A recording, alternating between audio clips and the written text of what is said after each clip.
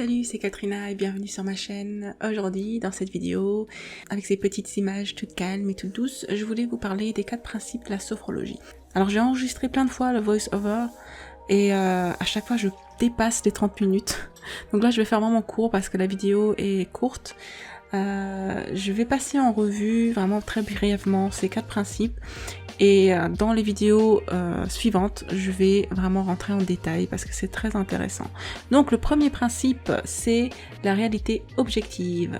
Tout simplement, c'est de voir les choses telles qu'elles sont et pas telles que nous voulons qu'elles soient. Le monde n'est qu'une construction de notre mental. De dire, ok, moi je vois les choses comme ça, une autre personne peut les percevoir complètement différemment. Je prends un petit exemple tout bête, un chat, mettez un like si vous aimez les chats, un chat n'a pas du tout la même vision du monde que nous. Mais est-ce que ça veut dire qu'il a tort dans cette vision-là? Vous voyez? Qui a raison là? Est-ce que c'est le chat ou l'humain? On peut aller même plus petit, hein, un moustique par exemple. Vous croyez qu'il a la même vision du monde que nous? Non, il perçoit le monde à travers son corps de moustique, on va dire. Vous voyez?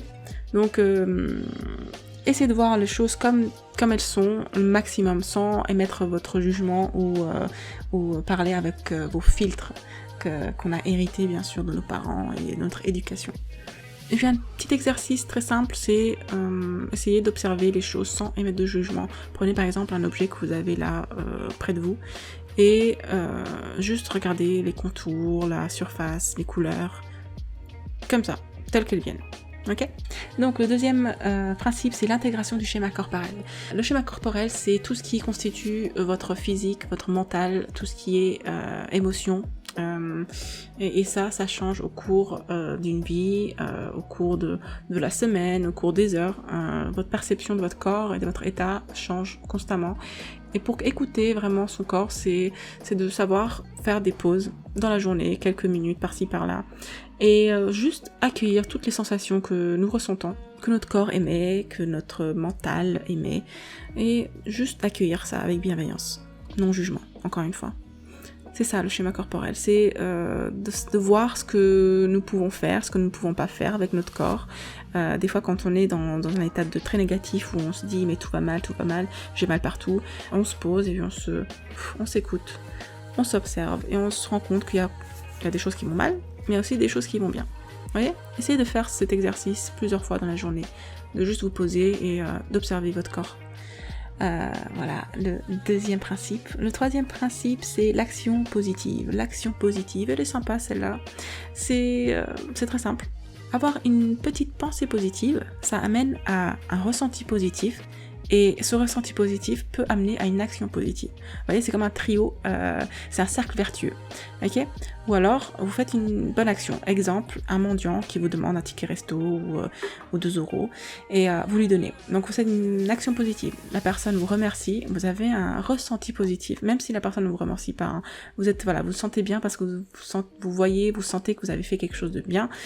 Vous avez un ressenti positif, et ensuite, ça vous fait une pensée positive. Donc voilà, c'est des fois, encore une fois, quand on est dans une bad mood, on se dit mais tout va mal. Des fois, juste faire un petit pas pour aller mieux. Un petit pas, vraiment, peut-être, allez, sortez, faites un tour, marchez autour de vous avec votre autorisation de sortie. Mais faites déjà ce petit pas. Voilà, vous sortez, vous prenez l'air là. Ah, purée, ça fait du bien. Vous avez un ressenti positif et puis hop, des pensées positives reviennent. Vous voyez, c'est le positif appelle le positif.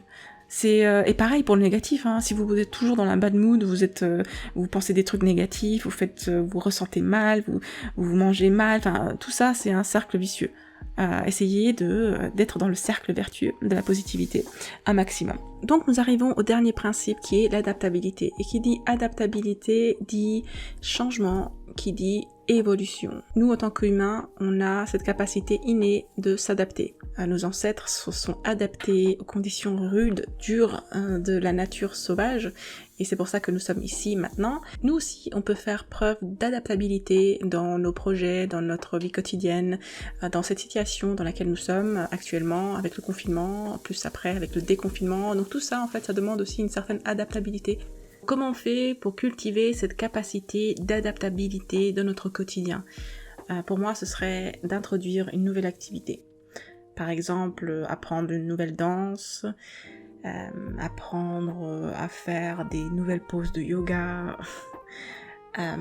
peut-être me réveiller plus tôt pour avoir le temps de faire mes exercices ou travailler sur mes projets, puisque les enfants sont à la maison et que la journée, je suis quand même occupée avec elles. Ouais, peut-être introduire ça, se lever un peu plus tôt. Ou alors apprendre une nouvelle langue, il y a des applications gratuites sur smartphone, ou alors regarder des vidéos YouTube. En fait, peu importe, le mot d'ordre c'est de se challenger, de se lancer des défis, sortir de sa zone de confort et essayer de voir le changement avec positivité, avec enthousiasme.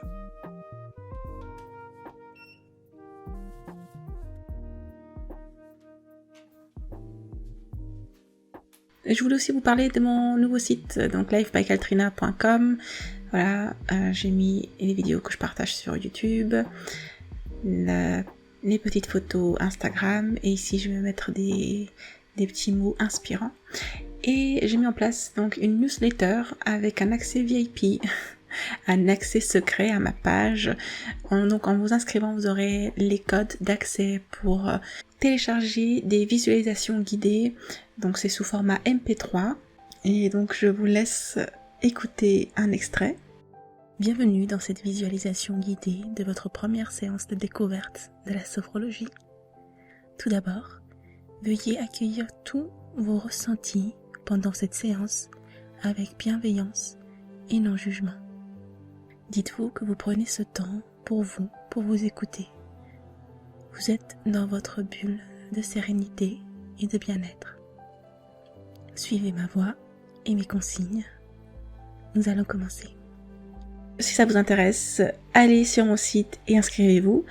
N'oubliez pas de liker cette vidéo, de partager, de vous abonner. Je vous fais plein de bisous et à bientôt. Bye!